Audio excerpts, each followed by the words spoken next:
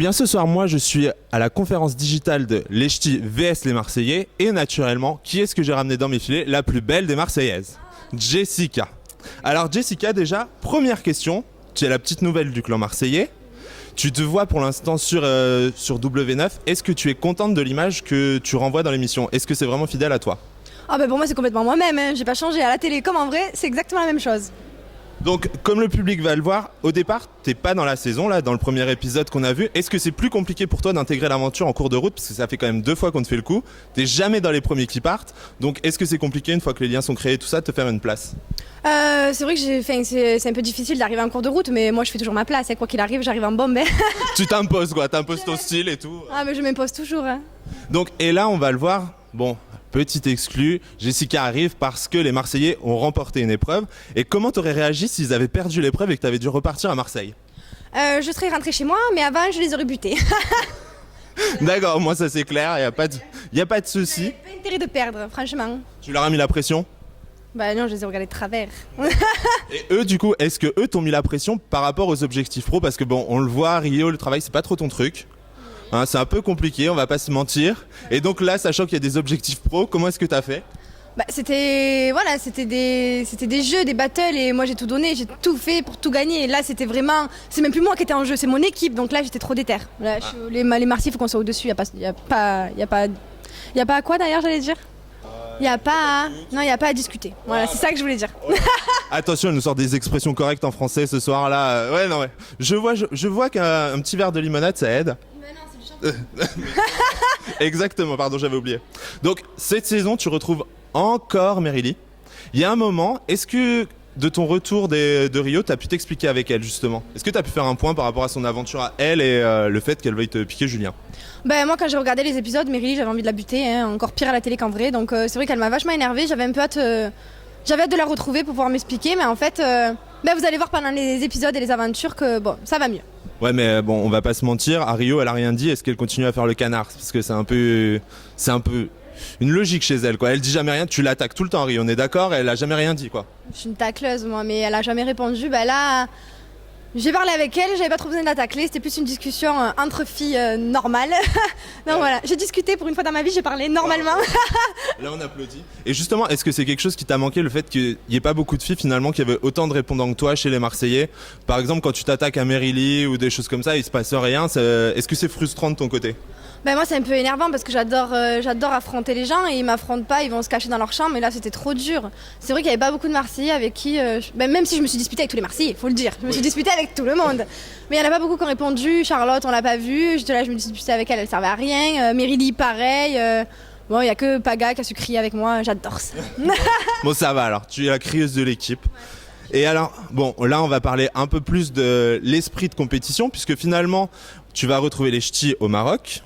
Alors, à Rio, oui, les Marseillais naturellement, mais sur les Ch'tis, là, pour le coup, à Rio, t'appréhendais un peu de retrouver Tricia. Est-ce que cette fois-ci, quand elle a débarqué, t'avais toujours cette appréhension?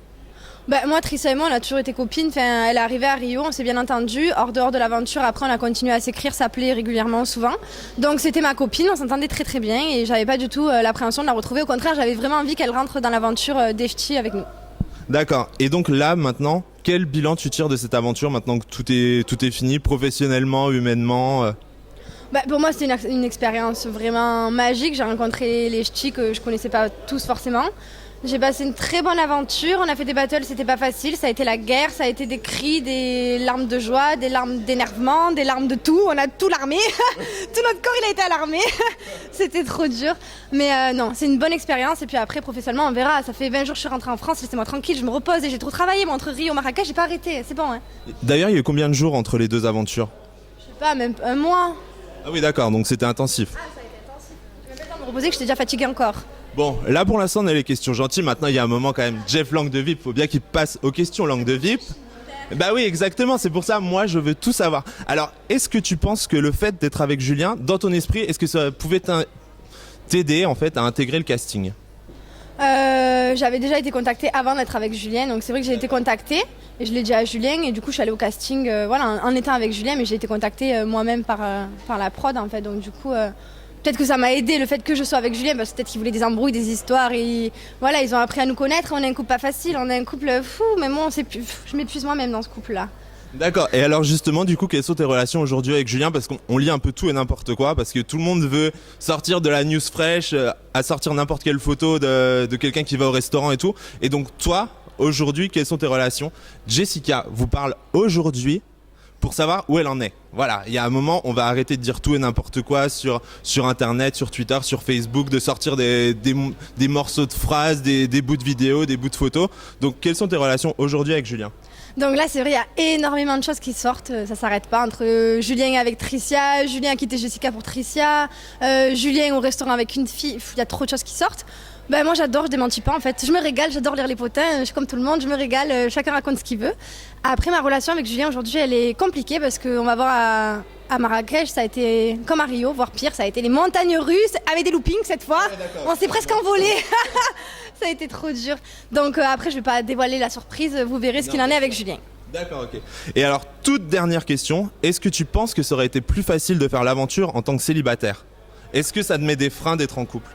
Bah, c'est vrai que célibataire c'est beaucoup plus facile qu'en couple parce qu'en couple voilà, on étale notre vie privée. Enfin, je veux dire, si j'ai envie de crier après Julien on se crie, si on a envie de pleurer on pleure et c'est vraiment dur à deux. Je crois que déjà seul c'est pas facile, alors à deux il faut gérer deux personnes, là c'est encore plus dur, surtout que Julien c'est un bébé.